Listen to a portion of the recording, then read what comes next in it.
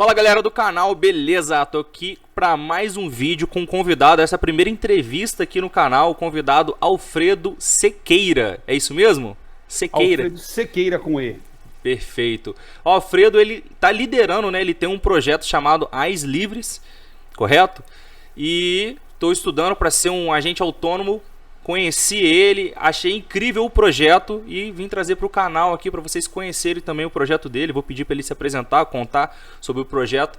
E é algo que, na minha opinião, está revolucionando o mercado financeiro, está ajudando todos nós e eu não podia deixar de trazer aqui esse cara para falar sobre esse projeto incrível. Beleza? Pode se apresentar, falar um pouco aí do seu projeto e show de bola. Bom, primeiro, muito obrigado, Bruno Max, de estar aqui conversando com o seu canal, com seus ouvintes, com seus telespectadores, canal Bom Investidor. É um prazer enorme estar aqui, é uma satisfação estar falando com você.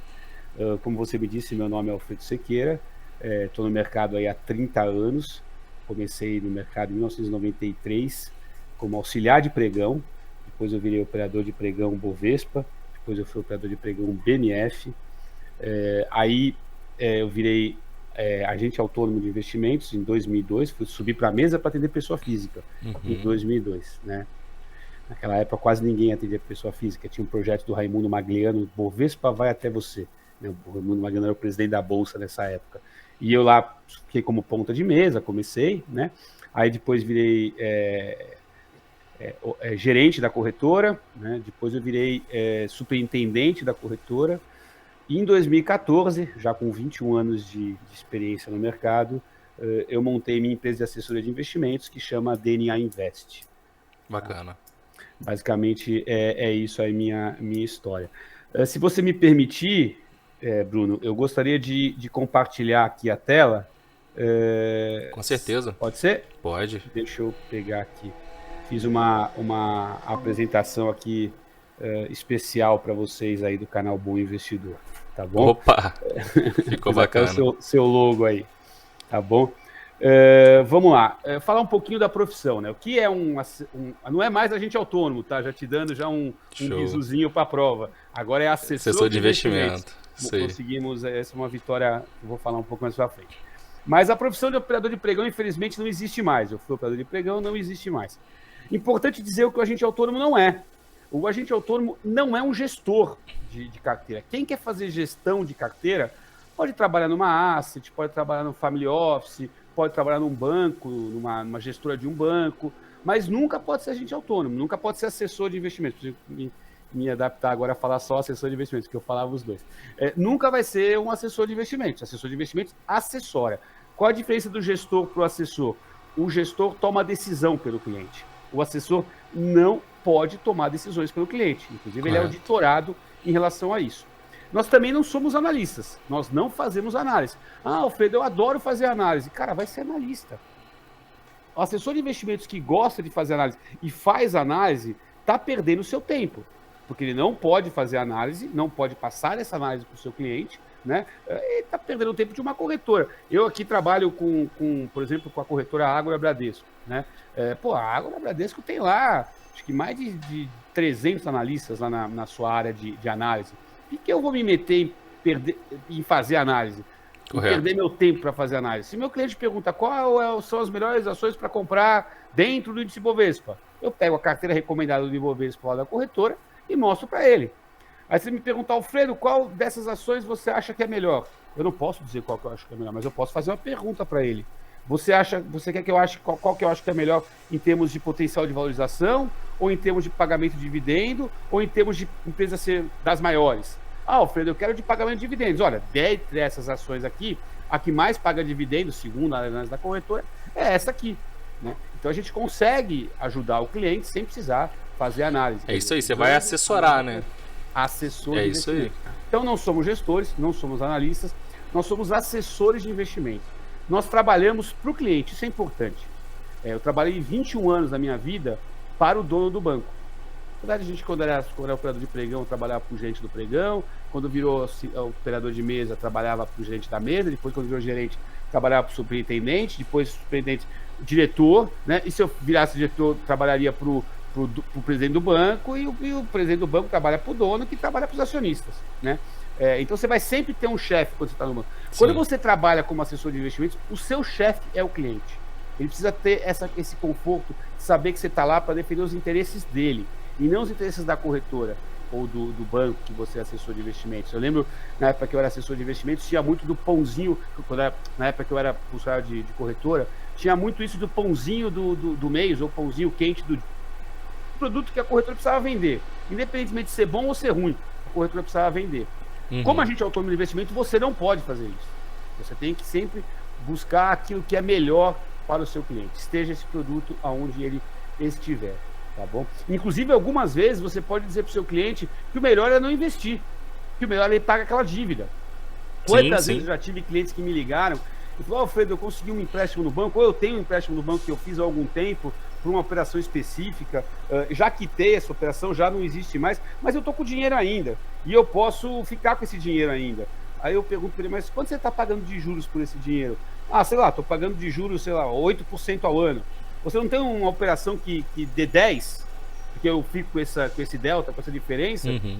Cara, se você for um assessor de investimentos íntegro, você vai dizer para o seu, a grande maioria é íntegro, você vai dizer para o seu cliente: cara, uma dívida de 8%, uma aplicação de 10%, você vai ter uma diferença de 2%. Será que vale o risco? Os 8% que você tem pagado o empréstimo é líquido e certo. Os 10% no investimento, seja ele qual for, pode ser até na poupança, no título público, não é certo, né? Sempre tem um risco, qualquer aplicação que você vai fazer tem um risco. Então, cara, paga o seu empréstimo. Quando você tiver dinheiro teu para investir, vamos em frente, né? Então, o assessor de investimento precisa pensar a longo prazo. Como eu disse para você, estou no mercado aí como assessor de investimentos desde 2002, trabalhando dentro de corretora, depois eu vim montar meu negócio. Eu tenho clientes que eu atendo, cara, há mais de 15 anos, 20 anos, que eu já estou aí na segunda geração, alguns até na terceira geração do cliente. Então, isso é bastante importante, essa confiança que o assessor de investimentos tem. Assessor de investimentos, muito diferente de um gente do banco, cara, vai trabalhar com o cara do dia, com o cara da noite. Trabalha às 6 da tarde, trabalha às 7, trabalha de domingo, feriado. Quando o cliente quiser, você vai responder o cara, né? Não existe esse negócio de, não, meu horário é de tal horário, porque o negócio é o teu negócio, né? Então você vai se dedicar. E o atendimento de um assessor de investimento, na comparação com um gerente do banco, é muito melhor. Primeiro, por conta da disponibilidade, né? De você conseguir falar com ele de uma maneira mais simples. E segundo, por conta da qualificação. O assessor de investimentos tem uma qualificação muito maior. O gerente do banco, no máximo, vai ter um CPA 20. A gente tem aqui a certificação de agente autônomo de investimento, que é uma prova muito difícil, que é superior à dificuldade do CPA 20. Né? Eu que o diga. É bem legal, é bem legal. Vamos lá, fazer um paralelo entre o mercado brasileiro de assessor de investimentos e o mercado americano, que é um dos mais desenvolvidos do mundo, na área de assessor de investimentos. No Brasil, a gente tem aí cerca de 15 mil agentes autônomos de investimento, tá? Mais ou menos. Nos Estados Unidos, é mais de 1.400.000 Financial Advisor, que é a profissão parecida com assessor de investimentos. Aqui, a gente é responsável por 3% da distribuição. Nos Estados Unidos, mais de 65% da distribuição é feito por assessor de investimentos. E olha só que interessante, Bruno. A gente só é responsável por 3%, e olha como a gente incomoda os bancos, né? Os grandes instituições financeiras. Só com 3%. A gente busca aí crescer cada vez mais, porque é muito bom para o cliente ter um assessor de investimentos.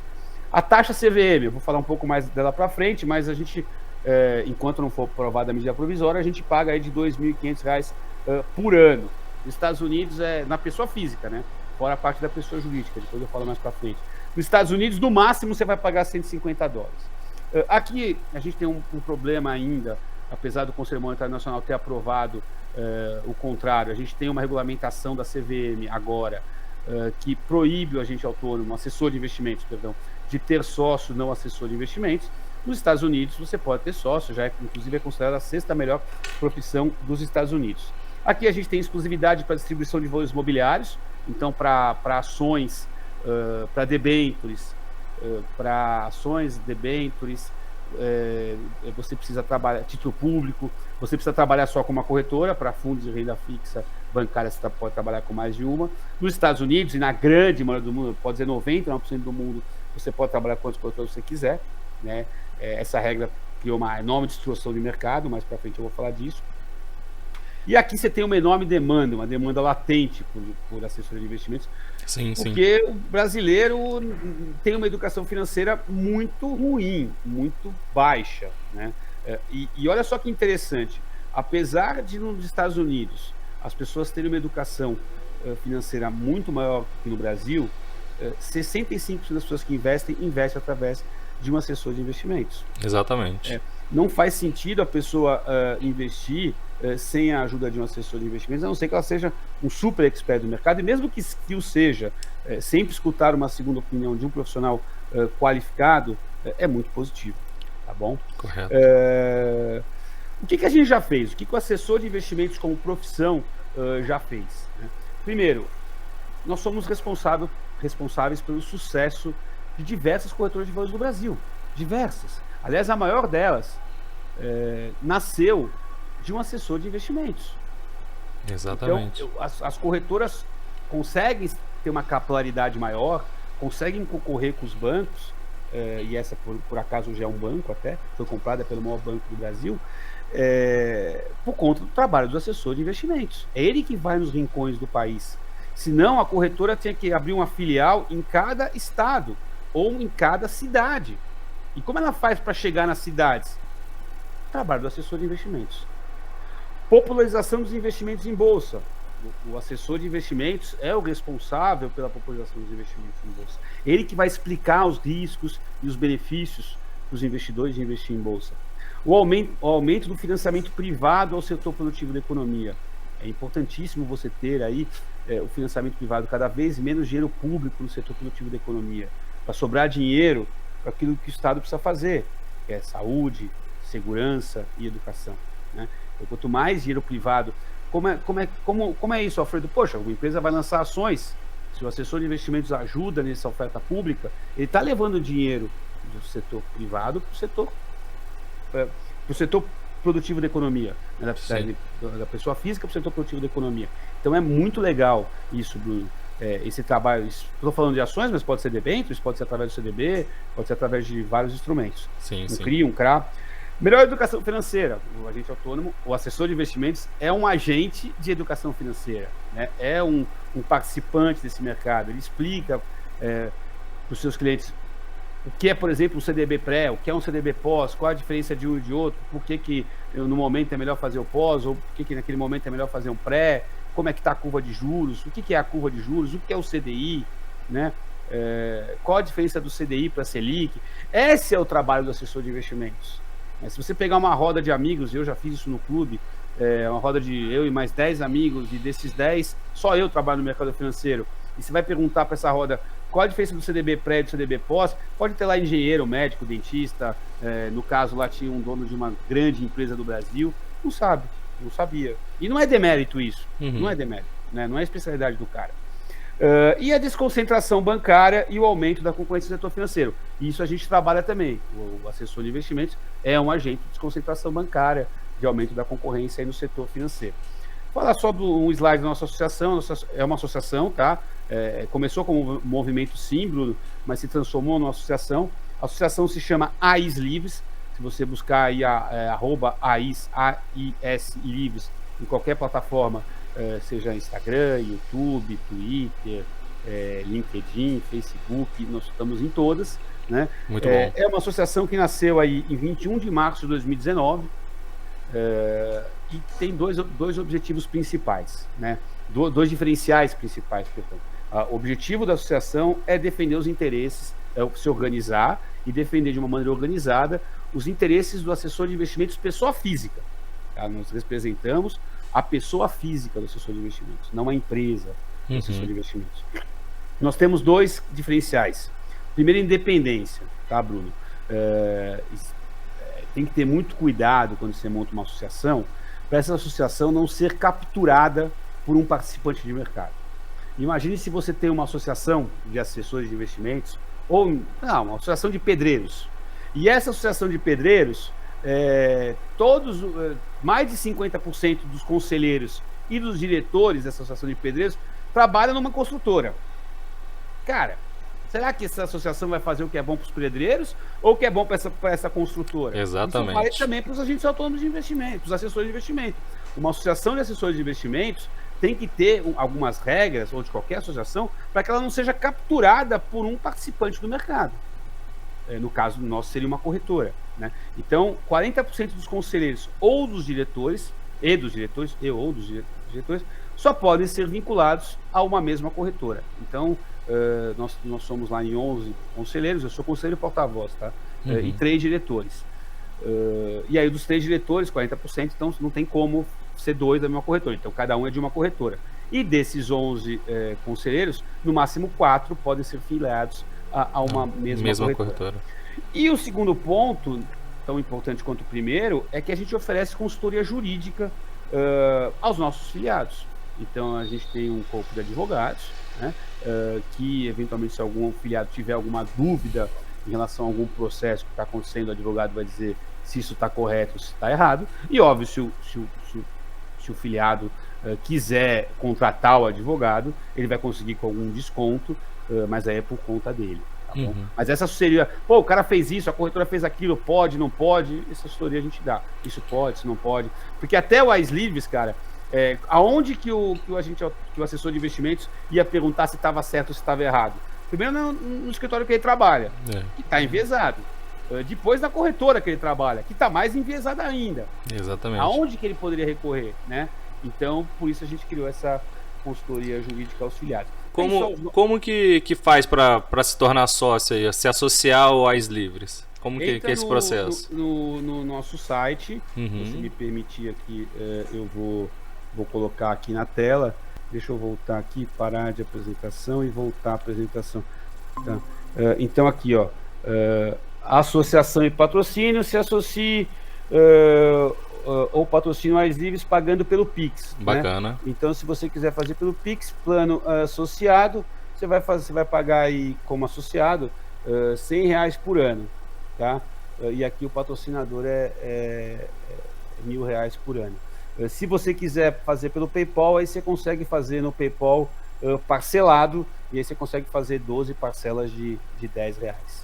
Tá bom? Bacana. Essa aí é a forma de se associar e de patrocinar aí o AIS Livres, tá bom? Deixa eu voltar aqui para a apresentação. Beleza? Bom, esses aí são os nossos principais, os nossos conselheiros, os nossos diretores e tal. Aqui um pouco das nossas redes sociais, está um pouquinho defasado depois do que aconteceu nos últimos dias aí, disparou de associado e de seguidores nas redes sociais, mas é mais ou menos isso. A gente tem quem for assessor de investimentos e quiser, aliás, você inclusive, Bruno, se você quiser, pode participar do nosso grupo de WhatsApp, tá? Entre em contato comigo, no final da apresentação está o meu telefone, fica à vontade, tá? Vou deixar tudo na descrição do vídeo, site, seu e-mail, telefone, tudo pode aí. Entrar em contato, assim, pedir para chamar pelo WhatsApp, dá um oi pelo WhatsApp e tal, porque eu não sou, deixar bem claro, eu não sou sindicalista, não vivo de associação. Aliás, eu só arrumo problema para mim na pessoa física, porque a gente está mexendo com gente muito poderosa através da associação. Eu sou assessor de investimentos, é disso que eu vivo, né? Sim. Então, imagino. Até das 9h30, 10 da manhã até as 6 da tarde, eu me concentro aqui na minha atividade de assessor de investimentos. E aí depois eu me dedico à associação. Então, se quiser falar comigo, manda um WhatsApp também, porque se for ligar para falar da associação e meus sócios perceberem que eu estou falando da associação, ficam bravos comigo e eles têm toda a razão, né? Porque eu preciso estar aqui me dedicando à atividade. Então tá aí nas nossas redes sociais, quantas a gente tem. Bom, algumas coisas que apresentamos aí, a proposta para a CVM em todas as audiências públicas sobre a nossa atividade. A gente é convidado, já foi convidado umas 3 vezes aí para ir na Câmara Federal para falar da profissão. Né? A gente tem algumas colunas aí em algumas revistas, etc e tal, e aqui estão nossas principais redes sociais. Aqui um pouco do trabalho que a gente fez, o apoio parlamentar que a gente tem, um dos deputados que mais apoia a gente aqui é o Luiz Felipe de Oliveira Bragança. A gente tem um trabalho interessante com o pessoal do Partido Novo, tanto o Paulo Gamini quanto o Marcel Van Hatten, não sei se tem foto dele aqui, mas está aqui, ó, o Marcel Van Hatten, né? Temos uma interlocução muito interessante aí com a B3, tá? A gente tem uma interlocução bem legal com a B3, uma ligação muito forte, um trabalho muito bem feito junto ao Ministério da Economia. Então, a gente está sempre conversando com o Ministério da Economia. Bom. Eles estão sempre aí recebendo nossas pautas. Bastante coisa tem avançado por conta do trabalho do Ministério da Economia. E, infelizmente, digo infelizmente de verdade, uma relação apenas protocolar com a CVM. Tá? A CVM, infelizmente, não escuta muito a nossa associação. Tem algumas suspeitas de porquê, mas eu acho que não convém aqui falar isso. Tem o órgão regulador e a gente percebeu que se a gente não tem interlocução com o órgão regulador, somos a maior associação de assessores de investimentos do Brasil, apesar de só ter aí 3 anos, 2 anos e meio, quase 3, a gente, se eu não consigo falar com o subordinado, eu falo com o chefe. Quem é o chefe do Ministério da Economia, da CVM? É o Ministério da Economia. Eu sou muito bem recebido por lá. Aliás, a última vez que estivemos lá, tivemos com o Paulo Guedes, que é impressionante a inteligência desse cara. Eu falava A, ele já falava C. Z, né? Eu falava, pô, Paulo, deixa eu cara muito à frente. Um cara muito à frente. Maneiro. E que apesar de não ser um conhecedor técnico em relação à atividade de assessor de investimentos, ele é um conhecedor técnico em relação ao Brasil, aos mecanismos que existem, a todo o trabalho que foi feito para beneficiar certas oligarquias aqui, certos oligopólios, perdão, no nosso país, né? Então, a gente está tendo uma interlocução muito legal lá no Ministério da Economia. Aqui alguns projetos de lei que estão em andamento na Câmara, de autoria de parlamentares. Eu destacaria aqui o principal projeto de lei 2632, que é de autoria do ministro Felipe Loures de Bragança, que é para o fim da exclusividade na atividade de assessor de investimentos. Tem outros projetos de lei legais, a inclusão da atividade no Simples Nacional, a possibilidade da gente ter sócios não agentes autônomos, a possibilidade de assessor de investimento, do assessor de investimentos trabalhar com produtos internacionais, fazer advisory internacional. Então tem uma série aí de requerimentos aí na Câmara. Nossas 3 principais pautas, Bruno, pela ordem são: primeiro, redução da taxa CVM, e eu pus aí 75% resolvida. Essa aí eu acompanhei ontem.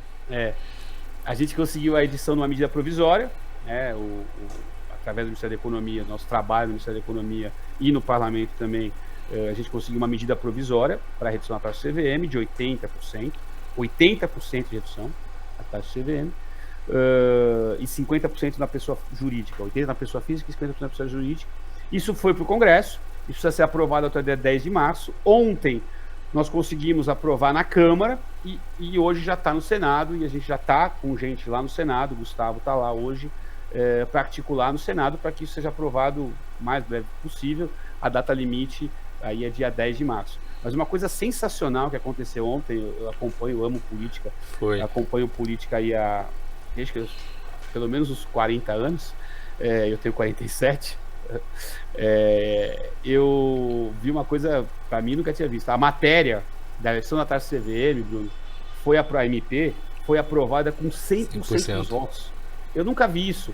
Do PSOL ao Novo, passando por MDB, PSL, PTB, PDT, todos os partidos, Cidadania, PROS, todos os partidos, né, aprovaram a nossa demanda. Isso é uma coisa fenomenal. Eu acompanho bem pouco a política, mas quando vocês compartilharam o link, né, que estava acontecendo a votação, eu entrei, aí toda hora um partido começava a falar, vai falar não, aí sim, aí outro partido, esse aí tá falando sim, daqui a pouco 100%, caramba, foi legal 100%. A esquerda, que falou assim, para mostrar que a gente não vota só contra o governo, quando é uma coisa boa, a gente vota a favor. Eu vi exatamente isso.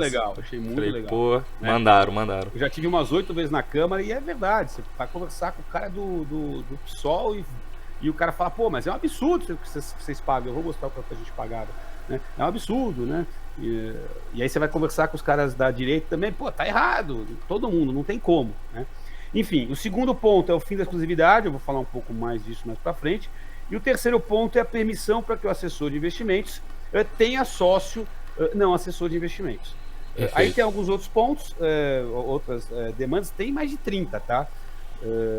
Primeiro, desmentir a falácia de que assessor de investimentos onera o cliente. Gente, assessor de investimentos não onera o cliente, é o mesmo preço.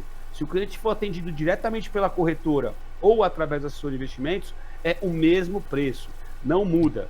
Da onde que o assessor de investimentos ganha dinheiro? E eu conheço bem essa matéria, porque eu, como eu disse para vocês, eu era superintendente de corretora e eu cuidava de duas áreas na corretora, o B2B e o B2C. O B2B é o agente autônomo. O B2C, eu era superintendente de pessoa física, né? Então tinha o B2B e o B2C. O B2B é o assessor de investimentos, é o agente autônomo, né? E o B2C é o cliente final, é que é atendido pela corretora. O meu custo de vendas, que não é margem de lucros, é custo de vendas, na área de B2C, na área de que eu tinha mesa de operações lá dentro da corretora, era 3 vezes maior do que o custo de vendas do B2B.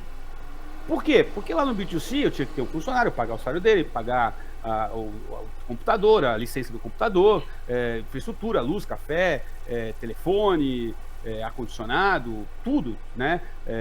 E mais, né? O cara saía e metia a corretora no pau. E de cada 10 caras que metiam a corretora no pau, pelo menos de 5 a 6 ganhavam o processo. Então isso era um contencioso trabalhista. Né? Marketing, eu tinha que gastar muito com marketing. Para captar cliente, tinha que gastar com marketing. Né? Imagino. Quando você tem um assessor de investimentos trabalhando para você, os seus custos despencam. O marketing é bem menor. É óbvio que você precisa fazer um marketing profissional para ajudar o assessor de investimentos a vender, mas é ele quem está vendendo, é ele que está apresentando a corretora. O assessor que está lá na linha de frente, né? Buscando o cliente. Então, já para corretor, isso é... E não tem contencioso trabalhista, não gasta com sistema, né? Meu escritório aqui sou eu que pago aluguel, né? Então, fica muito mais barato para a corretora. Então, a margem de lucro, que era isso, então você tinha essa margem de lucro aqui e você tinha embaixo um custo de vendas, né? Tá pequeno aqui na telinha. Um custo de vendas e a margem de lucros. Né? A margem de lucro aumenta muito. Como eu disse para vocês, o custo de vendas através do assessor de investimentos é 1/3 do custo de vendas direto da corretora. Então, se a margem de lucro da corretora aumenta, ela pega uma parte dessa margem de lucro e repassa para o assessor de investimentos. É assim que funciona essa história. Segundo, eliminar a possibilidade de sermos obrigados a termos a área de risco compliance. Isso deixa eu falar mais para frente, que está na parte da exclusividade. Terceiro, alertar para enorme insegurança jurídica na regulamentação. Também vou falar um pouco mais para frente. Quarto, divulgar os 10 direitos básicos do assessor de investimentos pessoa física. O assessor de investimentos não é empregado. O assessor de investimentos é sócio daquele outro escritório. Então não pode ser tratado como empregado. E como sócio, ele tem todos os direitos de sócio. Então, se alguém quiser, depois eu mando esses artigos todos no nosso site. E quinto ponto, sermos remunerados pelas receitas que geramos e não recebemos. O assessor de investimentos gera muita receita na corretora que ele não recebe sobre elas. Então a gente precisa brigar para começar a receber. E como é que a gente vai receber isso? Através do fim da exclusividade. A exclusividade caindo, a gente aumenta o nosso poder de barganha e vai poder ser remunerado por essas atividades. Então, passar rápido a questão da taxa CVM, porque já está 75% resolvida. Atualmente, a MP está valendo, mas se a MP não for aprovada, ela caduca agora dia 10 de março. O assessor de investimentos paga na pessoa física R$ 2.538,52 por ano. Essa aqui é a tabela da CVM. Isso perto de um advogado que paga aí 997, de um médico que paga 810. Então, quer dizer, é uma profissão muito cara. Só que não é só isso, Bruno. Se você quiser montar uma empresa, Bruno, você precisa ter um sócio. Então, vai ser 2 vezes isso. Mais a taxa da empresa. Então, Bruno, isso aí fica... Se você e mais um sócio, para brincar de assessor de investimento, brincar não, sério, né? Vai pagar 10 pau por ano, que é 5 pau da pessoa jurídica e mais 2 vezes 2.500 da pessoa física. 10.154. Na média, o escritório de agente autônomo no Brasil, na média, tem 5 agentes autônomos. Essa é a média do escritório no Brasil, tá? A gente tem acesso aos dados. 5 agentes autônomos na média. Na verdade é 4,6, mas vamos arredondar para 5. Uhum. Então, se você pegar 5 agentes autônomos vezes 2.500, 5 agentes autônomos vezes 2.500 e somar com 5 mil da PJ, na média, o escritório de agente autônomo paga 17 pau por ano. Isso é a média. Isso representa, cara, o banco paga quanto? Paga 12.692 por trimestre. Se você multiplicar isso por 4, você vai chegar em 50.770. Então, 17 mil de 50 mil é 1/3. Na verdade, é 35%, né, do que paga. Então, na média, o meu escritório aqui tem 6 pessoas, estou um pouquinho acima da média. A gente paga 1/3 do que paga um banco. Olha só que coisa absurda. Isso, né? É muito absurdo. Isso é surreal. Né? E o negócio fica pior ainda. Você pega o escritório, por exemplo, que tem 100 pessoas, e tem dezenas de escritórios já no Brasil com mais de 100 pessoas. Como você paga por pessoa, se o escritório tiver 100 pessoas dentro, dá R$ 258.929. Isso, Bruno, é mais do que a soma dos 5 maiores bancos privados do Brasil. Isso é uma questão que... E aí a gente está em andamento, a elevada taxa CVM incentiva a concentração de mercado, dificulta a abertura de novos negócios, prejudica a concorrência, cria reserva de mercado, porque contraria a lei de liberdade econômica. Aí a gente tem uma medida provisória, que essa que eu te falei, que foi ontem, ela foi editada... Foi a MP 1072, né? MP 1072, ontem foi aprovada na Câmara e está no Congresso.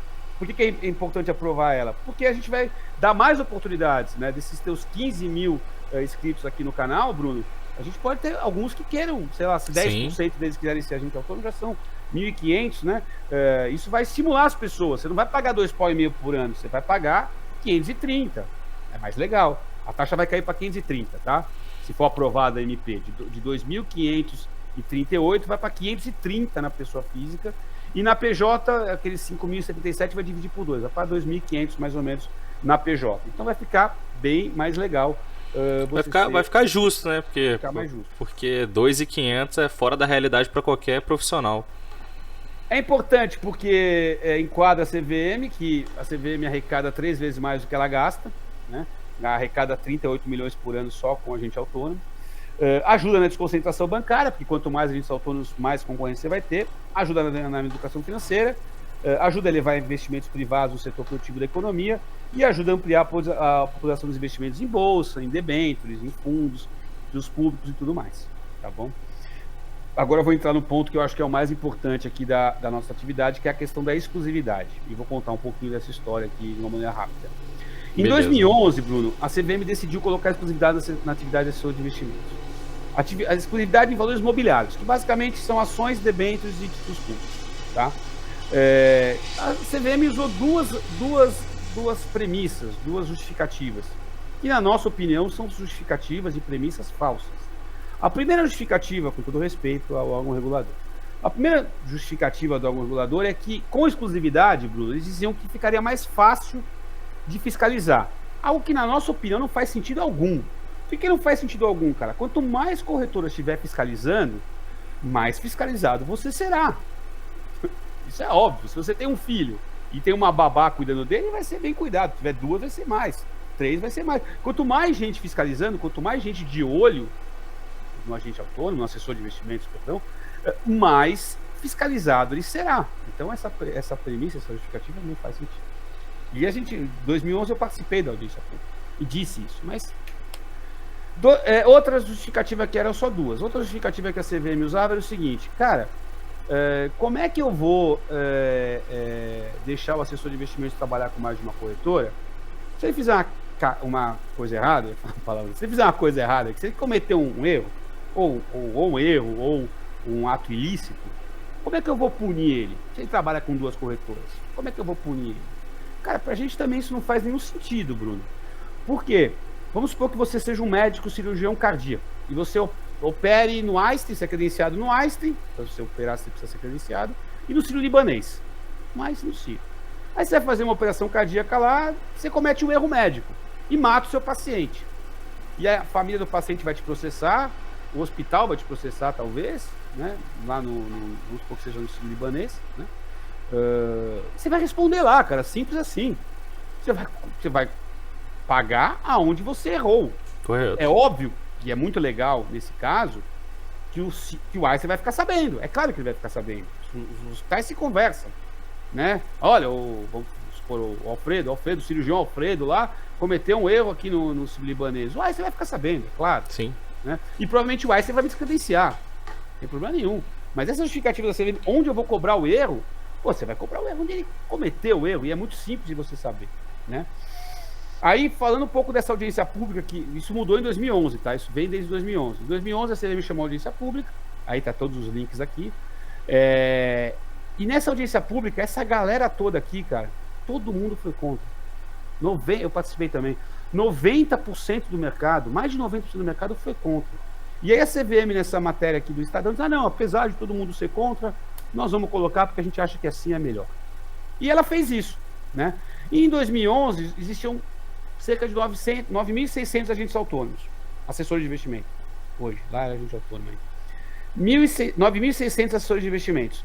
12,5% deles trabalhavam com uma corretora que já era líder de mercado. Hoje, esta mesma corretora, Bruno, tem 85% do mercado. E a gente berrou aos 4 ventos de 2011, dizendo que isso ia acontecer.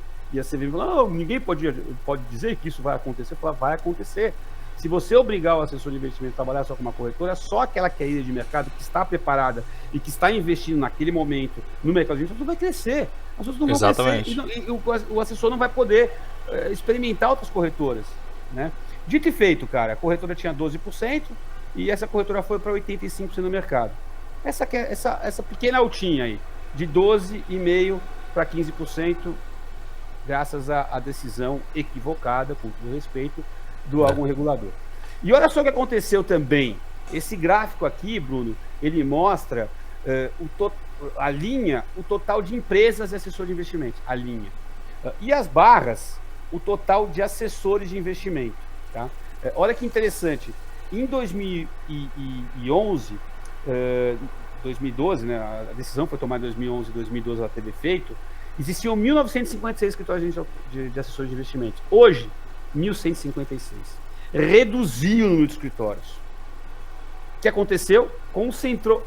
O Estado escreveu uma lei que incentivou a concentração no mercado de corretoras e também no mercado de assessores de investimento.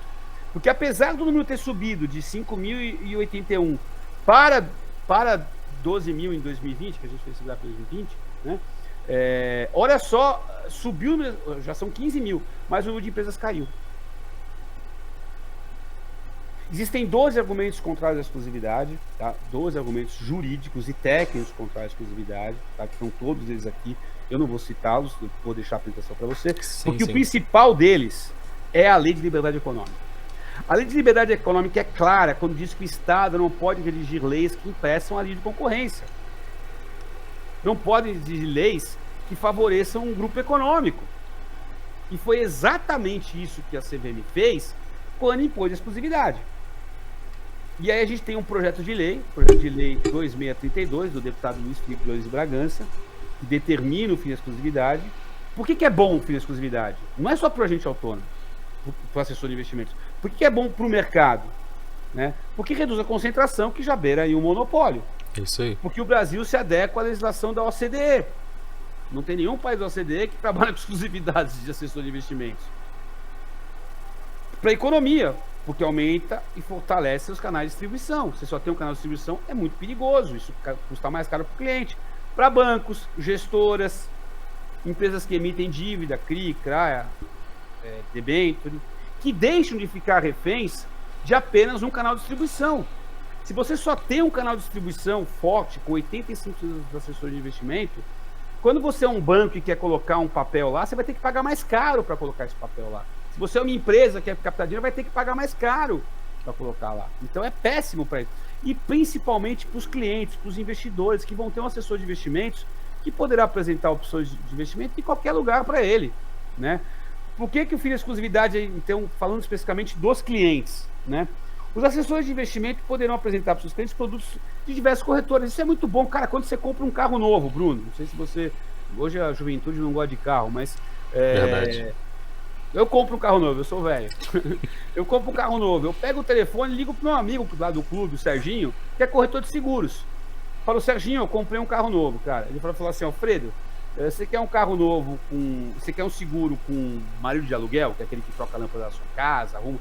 Você quer um seguro minuto, que é um seguro que você só vai usar quando você sair. Você tem que entrar no aplicativo e dizer que você está saindo e o seguro está valendo. Você quer um seguro só contra terceiros?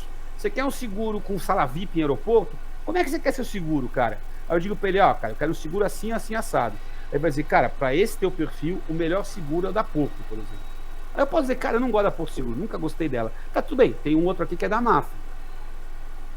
Quanto custa esse da Mafra? Puta, esse da Mafra é mais caro que o da Porto. Puta, então me mostra o da Porto aí, né? Então, é isso que o assessor de investimentos tem que fazer, cara. Tem que buscar o sapato mais adequado ao pé do cliente. E não enfiar o pé do cliente no sapato, que é aquele único que ele tem. É isso aí. Quando eu sou assessor de investimentos e trabalha só com uma corretora, qual a tua diferença do gerente do banco na questão de conflito de interesse de empurrar um produto que a corretora mandou? Isso eu achei bem estranho quando eu comecei a estudar a matéria, que eu fiquei assim, cara, não faz sentido, eu vou assessorar alguém e aí eu só posso ser exclusivo a uma corretora, só vou poder oferecer aquilo. Qual é a diferença do gerente do banco também só vai oferecer o produto do banco? Não... A diferença é o horário de atendimento. Isso eu achei muito estranho. Mas é verdade. Outra coisa importante para o cliente, caso o cliente queira mudar de corretora, ele pode dizer, cara, eu não quero mais trabalhar com a corretora XPTO, quero trabalhar com a YZ. Mas eu gosto de você como assessor, cara. Você não pode me atender na YZ? Eu posso. Porque eu não trabalho com exclusividade. Isso vai ser muito bom para o cliente. É legal você, eu não sei você, mas eu já, no banco já mudou de gerente, eu tenho uma conta lá no Bradescão, faz quase 30 anos, mais de 30 anos provavelmente, e já mudou de gerente umas 300 mil vezes. Eu sou um cara meio chato como cliente, assim como eu sou um bom assessor de investimentos, atendo bem meus clientes, eu gosto que me atendem bem também. E toda vez que mudo o gerente, eu preciso educar o gerente de como eu gosto de ser atendido. Isso é péssimo para mim, porque eu perco meu tempo. Eu gostaria que fosse o mesmo gerente que tinha lá, mas não é assim. O gerente do banco, ele vai querer ser promovido. Pô, eu sou um cliente pequeno no banco lá, deve ter cliente muito mais rico que eu, ele quer atender clientes mais ricos, ou ele quer virar gerente, diretor do banco, né? E não vai mais me atender. Já o assessor de investimentos, Bruno, isso é importante você saber, e todo mundo está te ouvindo aqui, é uma carreira em Y, é uma carreira de especialista. Você vai atender cliente por resto da vida. É isso que você vai fazer. Né? Com o aumento da concorrência entre as corretoras, com mais assessor de investimentos fazendo elas concorrerem, os custos vão melhorar para o cliente. Trabalhando com mais de uma corretora, o assessor de investimentos será mais fiscalizado e mais regulado, viu, CVM? Quanto mais gente tiver... E isso também é bom para o cliente. Quanto mais fiscalizado e mais regulado eu sou. E ao trabalhar com mais de uma corretora, o assessor de investimentos terá mais isenção e liberdade para, sem direcionamento, como eu estava dizendo para você, de nenhuma corretora, apresentar serviços compatíveis com o perfil dos seus clientes. Então aí a gente encheu o saco da CVM. Em abril de 2019, ela chamou uma audiência pública para tratar da exclusividade dos assessores. Abril de 2019, vai fazer aí 3 anos já, 19, 20, 21, 3 anos que a CVM chamou essa consulta pública. E aí, eu, muito bocudo, que sou mesmo, fiz uma matéria. Eu escrevo para algumas coisas, escrevi lá. A CVM só quer liberar os assessores de investimentos depois do IPO da XP? Interrogação. Porque isso a IPO da XP aconteceu depois da audiência pública da CVM, meses e meses depois. E não precisa ser eu não sou analista, não precisa ser analista para saber. E essa corretora com exclusividade vale X, e sem exclusividade vale X menos P. Exatamente. Você é analista para saber disso, né? E eu fiz a pergunta, será que tem alguma coisa a ver? Espero que não, e eu acho que não, mas é uma pergunta que eu posso fazer. Não posso? Bom, o que aconteceu? As ações dispararam, não saiu, a exclusividade não caiu ainda, se eu não me engano, a corretora lançou as ações no final de 2019 para 2020, e as ações pararam, legal, uma super corretora, acho o trabalho deles fantástico, e fico feliz das ações terem subido na Bolsa dos Estados Unidos. E a exclusividade, mas fico triste porque a exclusividade não caiu. Apenas em maio de 2021, 2 anos depois de iniciar a consulta pública, a CVM chamou uma audiência pública. Ela fez uma consulta primeiro e depois ela fez uma audiência pública, apresentando aí os sinais, apresentando uma minuta, inclusive, do que ela acha que deve ser a regulamentação. E falou, pessoal, tá aqui a nossa minuta e vocês critiquem aí o quanto vocês quiserem. Isso foi em maio de 2021. E a gente, obviamente, apresentou a nossa sugestão para a CVM. E, na nossa opinião, essa minuta ficou péssima. E ela vai deixar a situação atual, Bruno, não só em termos de exclusividade, mas em termos gerais, pior do que está. Por isso a gente fez um vídeo que está aí, está no nosso canal do YouTube, que diz exclusividade dos assessores de investimento. Se depender da CVM, pior do que está, fica e colocou lá o deputado Tiririca. Né? Pontos negativos da minuta. Artigos 7, 8, 30 e 31. Diz que o agente autônomo, o assessor de investimento, só vai poder trabalhar com a corretora B se a corretora A autorizar. Eu vou explicar um pouco melhor o que é isso. Pontos, artigos 5, 14, 33, 34, 35, 36 e 37. diz que o assessor de investimentos só pode trabalhar com mais de uma corretora e ter sócio não assessor de investimentos se tiver diretor de compliance e diretor de normas internas. Vou explicar mais para frente também, no próximo slide. Exigência de renovação de licença a cada 5 anos. Que profissão você precisa renovar a licença a cada 5 anos? Só assessor de investimentos. Médico não precisa, eu acho importante, médico pra caramba. Advogado não precisa, engenheiro não precisa. É óbvio, Bruno, é óbvio que um bom médico vai estar sempre estudando. Eu tenho um amigão que é dentista, a gente é marcado de passear de barco, no barco dele esse final de semana. Ele me ligou e falou, não vou poder ir passear com o meu barco, ele ganhou um bom dinheiro, porque eu vou fazer um curso de especialização. Tá sempre Então, se você quer ser um bom profissional, você está sempre se especializando. Mas isso não pode ser uma obrigatoriedade legal, né? Imposição de limites à profissão, como, por exemplo, tem um monte de imposição, mas, por exemplo, uma que eu falei lá pro Paulo Guedes, ele falou, não é possível. Eu peguei meu cartão de visita e falei, é isso mesmo, Paulo Guedes. Vai no meu site pra você ver. A gente precisa ter no nosso site a nossa logo do mesmo tamanho da logo da corretora. Se eu tiver uma caneca, por acaso essa caneca é do Ice Livres, e não preciso, aliás, quem se filiar ganha uma caneca. Não precisa ter isso, mas se eu tiver uma caneca, Bruno, aqui com a logo da minha empresa DNA, eu preciso ter o logo da empresa que eu trabalho, com a corretora que eu trabalho, do mesmo tamanho, né? Então tem algumas regras, assim, eu estou dando um exemplo do logo, mas tem um monte de regra, que a gente colocou lá, artigos 3, 16, 22, 24, 26, 28, 29, 32 e 41, que impedem a profissão, impedem você de ter um negócio, que vinculam você muito à corretora, que fazem a corretora ser praticamente a dona do seu escritório, sem pagar nenhum direito trabalhista, sem nada, né? Então é bem complicado. E outra obrigatoriedade de se abrir a remuneração do assessor de investimentos. Eles querem que o assessor de investimentos abra para o cliente exatamente o quanto ele ganha, não o quanto o cliente está pagando, porque o cliente, quanto ele paga, é muito importante ele saber, para ele poder comparar. Agora, o quanto o assessor de investimento está ganhando, é mais ou menos assim, Bruno, você entra na padaria do seu Zé, do seu Manuel, porque eu já falei do seu Zé, seu Manuel, e fala assim, seu Manuel, quanto é que é o pãozinho? O seu Manuel vai falar, olha, pô, o pãozinho é R$2. Quanto você está ganhando por pãozinho, seu Manuel? O seu Manuel vai te mandar apostar, ora, pois. Porque o quanto ele está ganhando o pãozinho, o problema dele, não é seu. Você quer comprar o pãozinho ou não quer? O pãozinho é R$2. Ah, mas quanto você está ganhando por pãozinho, seu Manuel? Isso é uma questão de negócio, né? Ele vai te dizer, né, Bruno? Isso é uma questão de negócio, seu Manuel vai dizer para você. Cara, se o seu Manuel compra farinha mais barata, se o seu Manuel faz mais, tem uma produção maior do que aquela padaria, aquela outra que vende pão mais caro, não sei, ou a outra vende mais barato que vende pão ruim.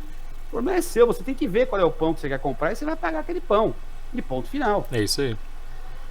E pior, isso que eu falei do Paulo Guedes, eu mostrei isso para ele. Ele falou assim, Alfredo, isso vai fazer ficar mais caro pro cliente. Eu falei, é óbvio, Paulo Guedes. A partir do momento que todo mundo sabe a margem de todo mundo, o que vai acontecer? A margem de todo mundo vai cair. E aí todo mundo vai ter que aumentar, por exemplo, a taxa de administração, todo mundo vai ter que aumentar o spread, e quem vai pagar por isso vai ser o cliente. Porque, por exemplo, vou dar um exemplo prático, tá? Só para ficar claro para você. Você é um banqueiro, você tem um banco pequeno, e você quer vender o seu CDB na corretora livre de mercado. Você vai dizer pro cara, ó, eu quero vender meu CDB aí. Ele vai dizer, quanto você vai pagar de spread? Eu vou pagar de spread, sei lá, 1%, 2%. Ele vai dizer, para colocar o CDB aqui, eu sou pica das galáxias, e para você vender seu CDB aqui, só com 3% de spread. Aí você fala, puta, eu coloco o CDB lá e não ganho quase nada, ou não coloco o CDB lá e não vendo nada? Ah, vou colocar lá. Vou ganhar pouco, mas eu vou ganhar escala.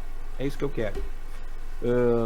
Aí, de repente, você também vai colocar esse CDB, de repente, não, com certeza você vai colocar em corretoras pequenas. E aí você não vai pagar 3%, você vai pagar 1%, 0,5% de spread, sei lá, né? A partir do momento que você abre a remuneração do assessor de investimentos, da corretora grande, da corretora pequena, o cara da corretora pequena vai saber o quanto você está rebatendo para ele, para o assessor de investimentos naquela corretora grande.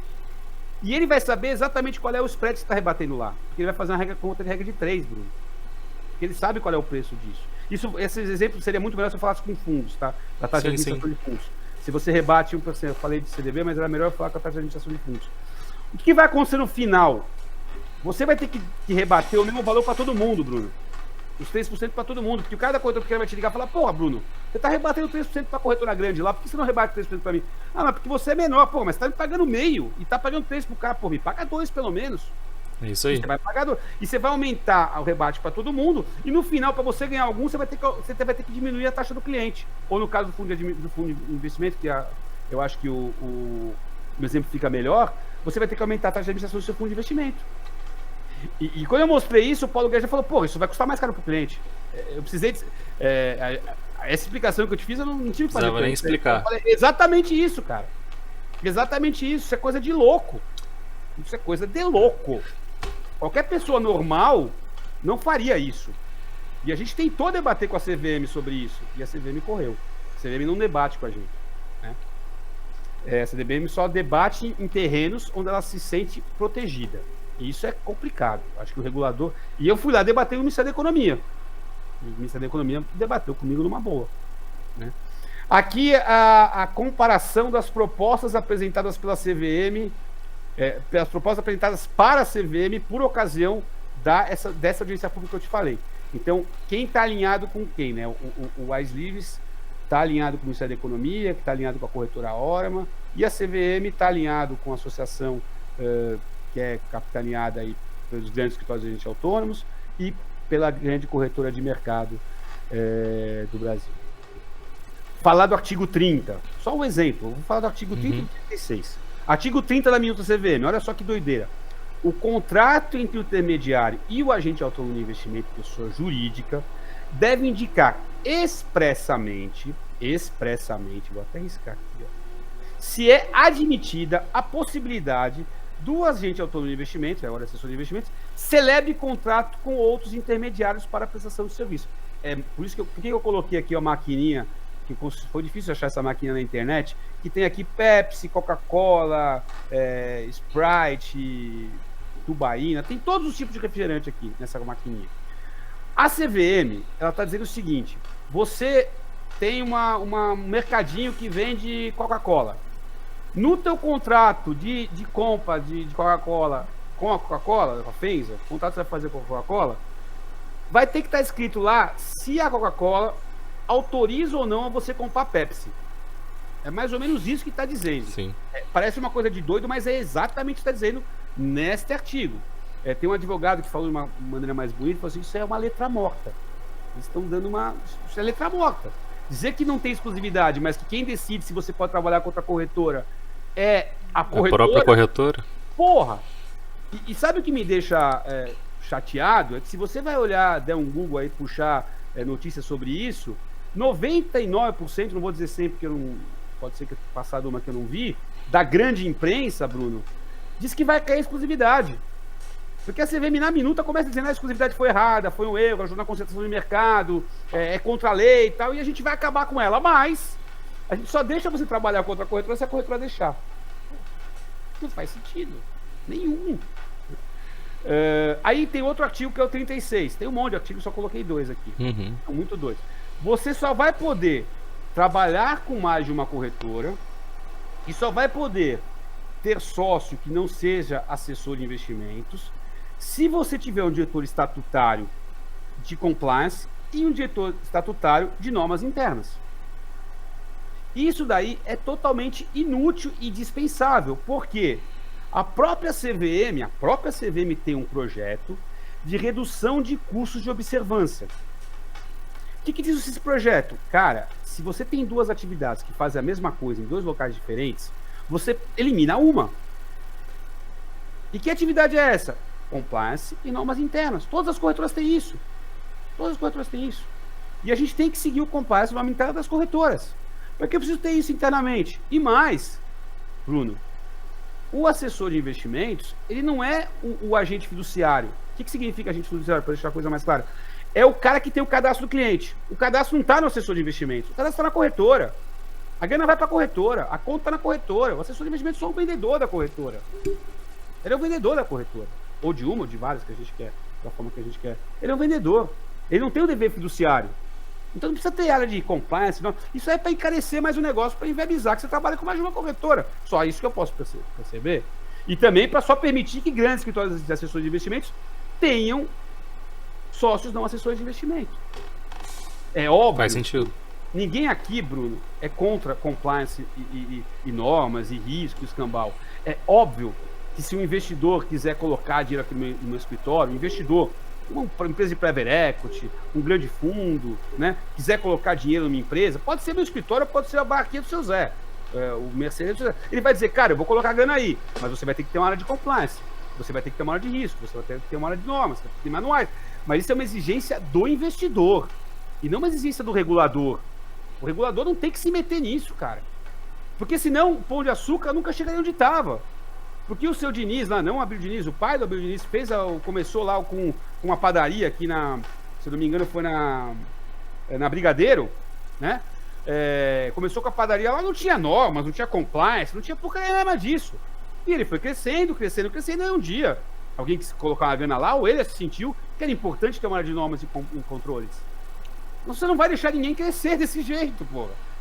É uma coisa insana. Mas vamos continuar lá. Falei que era... aí a gente tem um artigo que diz os riscos de se obrigar o assessor de investimentos a ter a de controle interno de compliance. Convido vocês a ler, tá no nosso site, nas nossas redes sociais. Olha que absurdo isso, cara. 96%, 96,18% dos escritórios de agentes autônomos tem mais de 20, 96,18% tem menos de 20 agentes autônomos dentro. A grande maioria dos escritórios, isso aí são dados da CVM, tá? A própria CVM, que a gente chama da audiência pública, da última, da consulta pública. Então, 96% tem menos de 20. Então, a grande maioria dos escritórios são pequenos. E mais, apenas 1,6% dos escritórios, tem mais de 50. E essa norma aqui, cara, só funciona para quem tem mais de 50. Então, quer dizer, a CVM está fazendo uma norma, Bruno, para beneficiar 1% dos escritórios. 1% dos escritórios de agentes autônomos. Para levar mais concentração dentro desse gráfico aqui, cara, se isso passar como tá, esse gráfico vai cair para 300 empresas de agentes autônomos. E 300 e olha lá, né? Mas vamos lá, tá acabando aqui. Achei, tá aqui.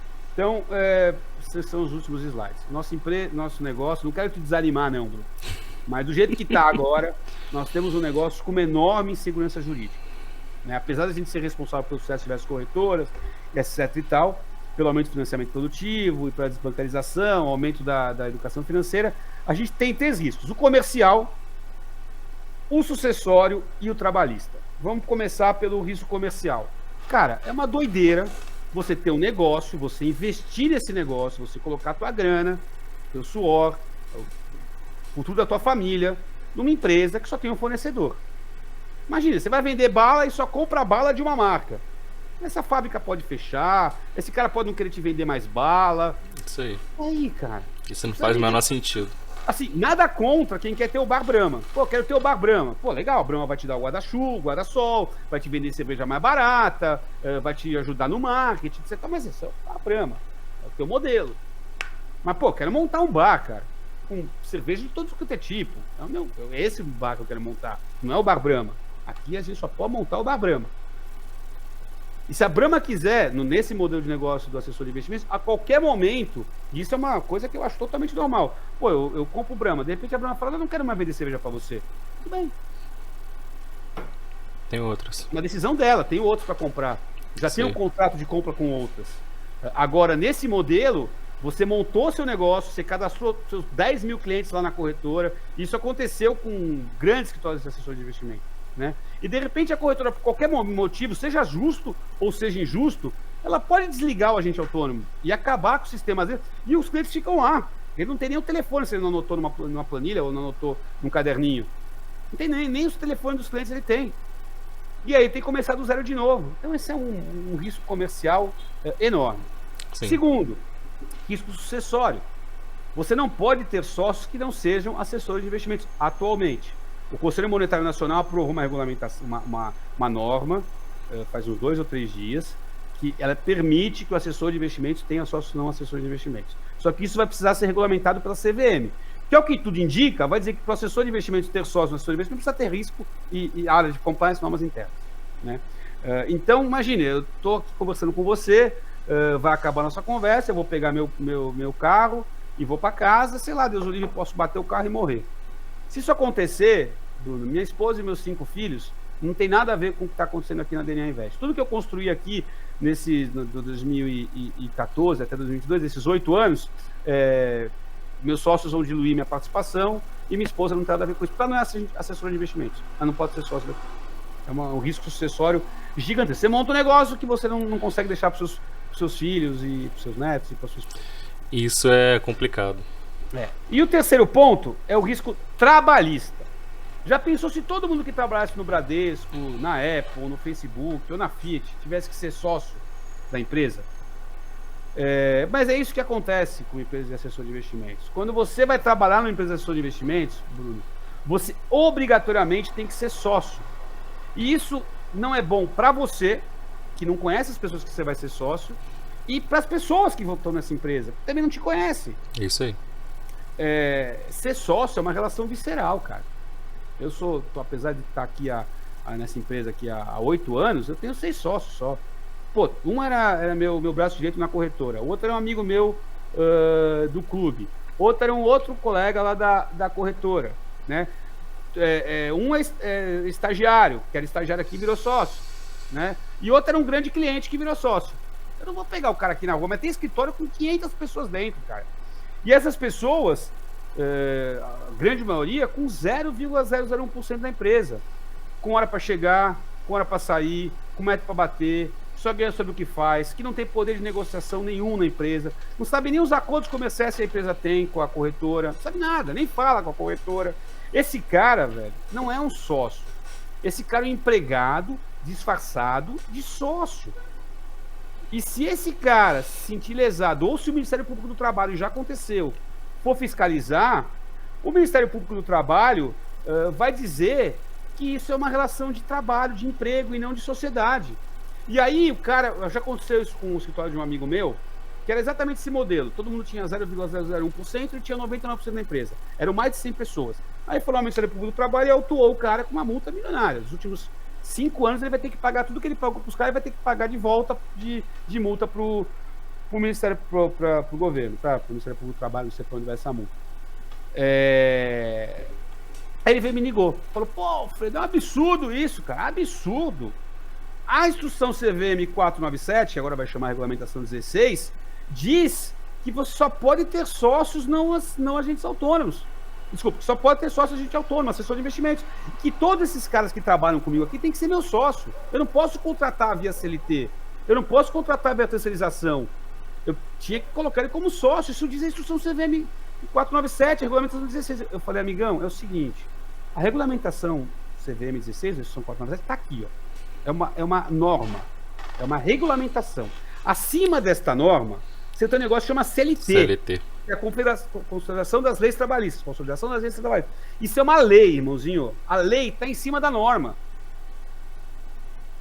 Mas a CVM errou. Errou. A CVM errou em tantas coisas. Repassa a multa para os caras. Mas na pessoa física, né? Não na pessoa jurídica, que eu não quero pagar essa porra. Se meter para a pessoa jurídica da CVM, aí eu e você vamos pagar, Bruno. Manda para a pessoa física do diretor que assinou, que nem tá mais lá. Aliás, depois vocês dão um Google aí e busca o nome de quem era presidente da CVM quando aumentou quando impôs a exclusividade e proibiu o assessor de investimento pessoal não assessor, e vê onde ela trabalha hoje. Eu não preciso dizer. Dá um Google aí, vocês vão descobrir, né? Então, cara, basicamente é isso, tá? Obrigado, agradeço imensamente aí a oportunidade de estar falando com você, Bruno. Canal Bom Investidor, aliás, dê uma olhada nos vídeos aí, bem legais, tem um trabalho bem legal de educação financeira, então fico muito feliz aí de estar participando aí dessa conversa com você. Eu não sei se eventualmente você tem alguma dúvida, alguma coisa que eu posso esclarecer, se ficou... Cara, eu anotei várias perguntas aqui, mas aquilo que eu te falei já logo de início, conforme você foi apresentando, você foi respondendo tudo, assim. Eu que te agradeço, assim, pela essa conversa. Quando eu conheci o projeto, achei fantástico mesmo, porque conforme eu fui estudando, eu fui assim, cara, mas isso não faz sentido, isso tá errado, o custo tá alto, eu vou estar errando com o meu cliente. E aí eu conheci o seu projeto, achei fantástico. Eu tenho uma pergunta aqui, Mas é mais opinião mesmo, assim, que mais em relação à MP que rolou ontem, 100% dos votos, e agora está com o Senado. Como que você enxerga agora esse cenário, assim, né? Você começou o projeto, não tinha ninguém lutando, você começou o movimento, né? Tá tomando forma, tem já uma grande quantidade de pessoas apoiando. Saiu ontem a MP, né, 100% de voto, agora está no Senado. Como que você enxerga agora, assim? Você acha que a partir desse momento vai ser um cenário assim de vitória, ou você acha que ainda vai ter muito trabalho para conseguir esses 3 objetivos principais aí do AIS Livres? Primeiro dizer que o projeto não é meu, tá, Bruno? O projeto é nosso. Sim. Né? Você tá nos grupos, não sei se você se filiou ou não à associação. Ainda não estou afiliado, tô no grupo 5. Lá e se filiar. Então o projeto é nosso, somos em mais de 300 filiados e mais de 1.900 membros do WhatsApp. O projeto é nosso. Eu assim, fiquei, não sei como é que é o que eu posso dizer, mas eu concordo com você quando você me ligou e falou, pô, Alfredo, ninguém conhece, cara. Pouca gente conhece. Nós somos a maior associação de ações de investimentos do Brasil e pouca gente conhece. Primeiro, assim, a nossa imprensa não dá espaço para quem não faz aquilo que seus anunciantes mandam. Basicamente é isso. Então, o nosso espaço grande é na internet. Mas, hoje em dia, você pega uma postagem de um parlamentar ou de um influenciador como você, tem mais visualizações que o Jornal Nacional, às vezes, né? Do que um grande veículo como o Valor Econômico, como a Folha de São Paulo, né? Então a gente está nesses espaços preenchendo, não é tão fácil, mas é um trabalho de formiguinha que a gente vem fazendo e já somos a maior. Apesar de existir uma outra associação há mais de 10 anos, a nossa já começou de uma forma séria e já é maior. Agora, com relação ao futuro, eu acho que isso depende muito. A primeira coisa bem legal que aconteceu foi a queda da taxa, que não foi aprovada ainda, então 75% de aprovação, falta só porque 50% é o governo editar MP, editou. Outros 25% é a Câmara aprovar, aprovou. Agora precisa aprovar no Senado, que aí vai para 100%. Então a redução da taxa vai estimular que novas pessoas venham trabalhar como assessor de investimentos. Sim. Agora, o fim da exclusividade e a possibilidade de termos sócios não assessores de investimento sem restrições é o que vai fazer o mercado ser lucrativo, é que vai fazer o mercado ser bom para a pessoa que for trabalhar lá. Sim. E principalmente que vai fazer com que o assessor de investimentos possa atuar com liberdade, com isonomia e com segurança para o cliente final. Então a regulamentação é muito importante. Olha aqui, vou dar um exemplo de uma outra pauta que eu não citei aqui. Assessoria de investimento offshore. Hoje, cada vez mais brasileiros estão investindo lá fora, não é? Sim. Isso é bom, porque vai estimular a concorrência aqui, vai fazer os bancos se mexerem e tal. A própria bolsa, né? Só tem uma bolsa no Brasil, se mexer, reduzir os emolumentos, etc e tal. Isso é muito bom. Sim, já está acontecendo. Já está acontecendo. Só que olha só que coisa louca. A CVM editou uma norma, mais ou menos um ano atrás, dizendo o seguinte: se você, Bruno, é um assessor de investimentos registrado em BVI, se você é um assessor de investimentos registrado no Panamá, Inglaterra, nos Estados Unidos, onde for, você pode vir aqui e captar cliente no Brasil e atender ele. Às vezes você não fala a língua do cara, não conhece o costume do cara, está longe fisicamente dele, mas você pode atender o cara. Agora, se você é assessor de investimentos, você não pode. Por quê? Faz nem sentido. Não faz nenhum sentido. Pô, eu sou assessor de investimentos, eu já atendo o cara nos investimentos dele no Brasil, eu já conheço o perfil dele, eu moro do lado da casa dele, eu cruzo com ele no clube, eu falo a mesma língua que ele.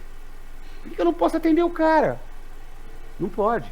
Então, eu acho que as pautas, Bruno, são desgostáveis. Uma associação tem que estar sempre aí defendendo os interesses dos seus associados, defendendo os interesses das assessores de investimento. Hoje, a associação, o mercado de agentes autônomos no Brasil, nós estamos falando de assessor de investimento de 15 mil.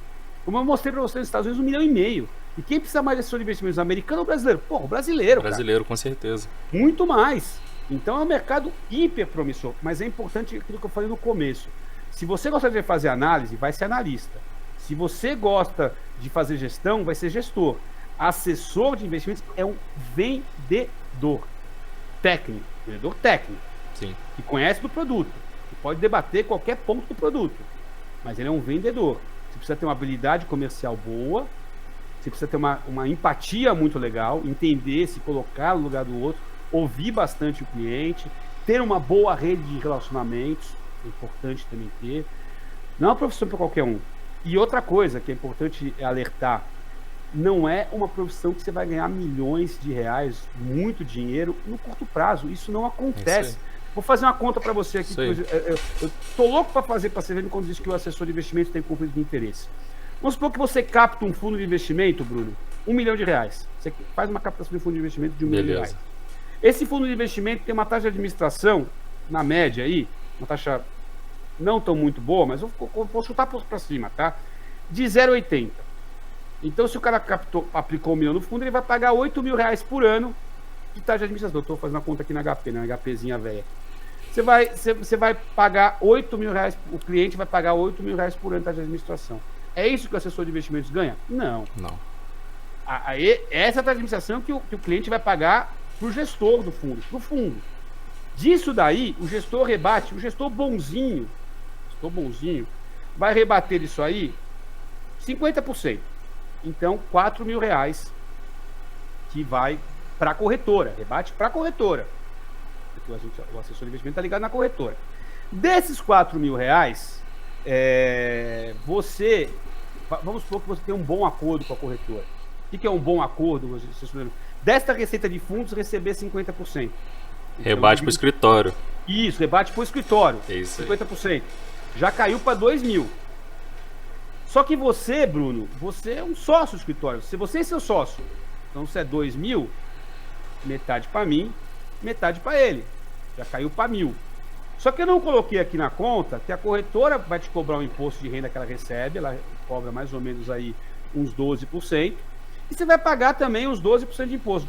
Vamos colocar aqui, desses 1.000, você vai pagar 20% de imposto, porque é 10 que tirou da corretora, e mais 10 seu, pô, sobrou 800 pila.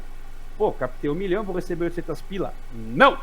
Você vai receber 12 divide, você vai receber R$ 66,66 por mês. Se o seu cliente ficar 15 dias nesse fundo e resgatar, você vai ficar com R$ 33,33 por uma captação de 1 milhão.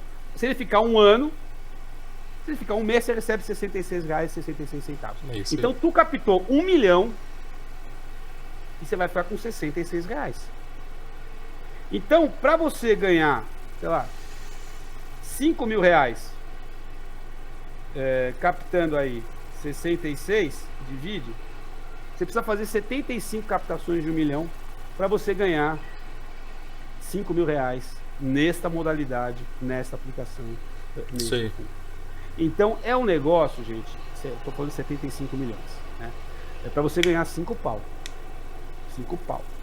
Se você for trabalhar num banco como empregado, o salário base vai ser 5 pau. E 5 pau, com férias, 13º, seguro-desemprego, vale-refeição, vale alimentação, plano de saúde. Isso você não tem aqui. Isso você não tem aqui. Férias, esquece férias. Outro dia um sócio nosso que era estagiário saiu de férias. Estagiário, primeira vez que ele tirou férias. Aí tinha umas buchas pra ele resolver. Eu peguei e liguei pra ele. Ele falou, tô de férias. Você tá de férias o cacete. Você é sócio. Você vai resolver essa bucha que você tá aí, cara. Ah, mas eu tô no céu. Ele falou, pega o celular e liga pro cliente e resolve. Não tem essa. Férias de um mês, esquece. 30 dias corridos, esquece. Você não vai tirar mais. Acabou. Isso não tem essa mais. Seu negócio. É um negócio. É isso aí. Você tá abrindo um negócio. Então, cara, não é uma coisa fácil, Bruno. As pessoas às vezes vendem, porque o que as pessoas querem? Que você vai trabalhar no escritório dele de graça, porque você vai trabalhar de graça como sócio com 0,001 e faça dinheiro para ele. Porque ele vai ter 100 caras captando 1 milhão. E ele vai ficar com metade, vai ficar com esses 66 reais. Não é um negócio certo isso aí. É sócio do cara, né? Então ele te engana, diz, não, vem pra cá, porque você vai ganhar 20 pau. Ou pra corretora, então. O que a corretora prefere? Vamos supor que você seja dono de uma corretora. Você tem duas opções.